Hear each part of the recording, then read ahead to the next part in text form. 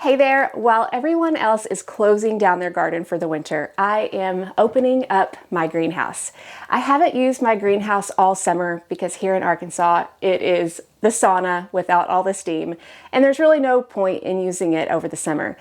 But first, before I can open it up and start using it for the winter, I had to clean it out. It had become, like a lot of places that we use every once in a while, a mess. Lots of things disorganized, a place that I would just put stuff down, and anyway, very cluttered, very dusty, so I needed to clean it out and reorganize it, which honestly is one of my favorite things to do anyway. I have so much fun when I reorganize things. But this is also the time that the greenhouse shines for me. I bring in some of my crops to overwinter and still be able to harvest all winter. And then come January and February, I start seed starting and transitioning crops into my greenhouse before they go outside for the spring season. So join me today while I open up my greenhouse and I share with you exactly how I'm using it here in Arkansas in Zone 8A, where we get frost from November all the way through March and early April. And I'll show you how I can make more of my season with my greenhouse. The first thing that I had to do was clean out this area. My greenhouse is a 12 foot by 16 foot greenhouse from Yoder Built. Absolutely love the size. It's perfect. And for this 8 feet or so, I don't have any shelving. I've got 8 feet of shelving on the other side. But for this side, I'm going to be able to put my green stalks. This is what I did last season. And it works really well because the southern sun is right here. So if I'm putting my green stalks here, they're going to be able to get the most southern sun. Now, because of the angle of the sun, I will need to rotate the green stalks throughout the season to be able to let the crops access the sun. So this is a perfect place for me to put my green stalks so the crops can get the warmth and the sun as much as they can over the winter. We're going to be getting our first freeze this weekend, and we're supposed to be about 30, maybe upper 20s. So I'm not going to take every green stalk into the greenhouse quite yet. The far evergreen green stalk, the original, I've got arugula and I've got spinach planted in that. Spinach and arugula will be just fine in those temperatures, and I don't want to get it too hot yet because we still are in November and we can still get temperatures in the 70s, which can heat the greenhouse up pretty high, and I don't want to force the spinach in particular to bolt with those high temperatures. So I'm going to leave that far green stalk out here until the temperatures are going to reliably not get too hot inside the greenhouse. The main one that I'm going to put in the greenhouse is this maple leaf planter because I just planted all of my winter lettuce in that. And while lettuce is frost tolerant and will probably do okay in a freeze, particularly because I chose winter hardy lettuces, I do want to bring it in because we've actually been pretty warm in October and into early November, and I'm afraid the quick snap from upper 70s to upper 20s is going to be a little bit much even for lettuce. Now, I could put the green stalk frost cover over that, but I think I'm going to go ahead and just hedge my bets and put them in the greenhouse just to ensure that they don't get too cold, because this is my winter lettuce supply and I don't want to take a chance. So I'm going to get that one in. That's going to be a priority. This one right here, the Stunning Stone leaf, this mainly has arugula in it and some leftover lettuce from the fall. I'm not going to put that in the greenhouse quite yet because I'm not really worried about arugula. Arugula will be just fine. But in that planter, I will be planting short day onions in November whenever my onions get here. So whenever they arrive, I will plant those there and then I will put them in the greenhouse. That way they can have a little bit warmer temperature as they're starting to grow over the winter, but specifically when the days start getting longer in January and February, that's really when those onions are going to start thriving. So I will get that in whenever I plant my onions. Next, I have my strawberries. Now, my strawberries would be just fine outside. They could overwinter in this green stalk in Zone 8A, no problem. But I have found that they tend to do better when I put them in the greenhouse. So I'm going to go ahead and put them in the greenhouse. When I do this, often I will get strawberries early in the spring.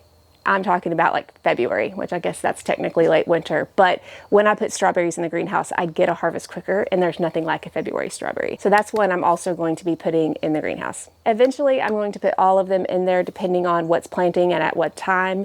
But for today, I'm just going to try to get those two inside the greenhouse to get ready for the freeze. Another thing I needed to do is get this planter ready to grow in. And this year I decided I hadn't really redone the soil in this in a few years. I've topped it off with good soil, but it was time to have a little bit more. I took out about half the soil, and then a quarter of that I replaced with Pro Mix, which is a pretty basic potting mix. And then the other quarter I replaced with Happy Frog. Happy Frog has more fertilizer in it. And then I also added some slow release fertilizer. This time I added Gaia Green. It's a 444, very mild fertilizer. And I found it works really well, especially for greens. I've grown some greens in my green stock adding that, and it's done really well. So I went ahead and added that. And then I've topped it off with some old potting mix that's a little bit barky so far, so I don't want to mix that in too much. It'll be more like a mulch, but I will be sowing some greens in this, direct sowing, so that hopefully the purpose will be having some early spring, late summer greens in this space. Probably will not be able to harvest this till January or even February just because of how slow it may grow, but I don't know. These greens may surprise me. I may get them sooner than that. But this is one of my favorite things to use over the winter, is to have this dedicated space. And I'll probably add a garden Oya in here just because it makes it easier to keep it watered during the winter, but I haven't done that quite yet. Okay, it's been a couple of days because preparing the garden for the freeze took a lot of time and energy, like 6 hours one day. But I wanted to wrap up by showing you how I organize my greenhouse for the winter. But before we go back into the greenhouse, there were some outdoor tasks that needed to be done before our first freeze. While I am growing lettuce and other crops outside during the winter, under cover if necessary, I needed to unhook my garden irrigation. Because there wasn't any rain in sight, I gave my outdoor plants one final soaking using the Garden in Minutes garden grid. Then I unhooked the grids and shook out the remaining water. I don't have to bring them inside for the winter, which is nice because I don't have to worry about finding a place to store them. Now, when it comes to the greenhouse, unhooking the irrigation is probably the most challenging part of growing food inside of it. Often I will have to fill my watering can inside the house and make trips to irrigate my crops, which is nice that my greenhouse is not very far away from my house, but it's still an extra step. But thankfully, since the crops that are growing in the greenhouse are not growing very fast right now because of our low daylight, I don't have to water a whole lot. But still, it can be somewhat of a pain. But the way I look at it, I think it's worth it to be able to grow more food for longer in the winter.